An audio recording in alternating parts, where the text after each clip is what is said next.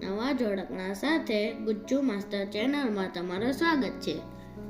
તો ચાલો સાથે મળી જોડકણું ગાઈએ. આ દાતરડું કેવું છે, ઘાસ કાપે એવું છે. એ ઘાસ કેવું છે, ગાય ખાય એવું છે. એ ગાય કેવી છે, દૂધ આપે એવી છે. એ દૂધ કેવું છે, દહીં થાય એવું છે. એ દહીં કેવું છે, છાશ થાય એવું છે.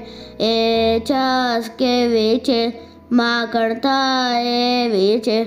એ માખણ કેવું છે, ઘી થાય એવું છે. એ ઘી કેવું છે, લાડવા થાય એવું છે. એ લાડવા કેવા છે, હું ખાઉં એવા છે.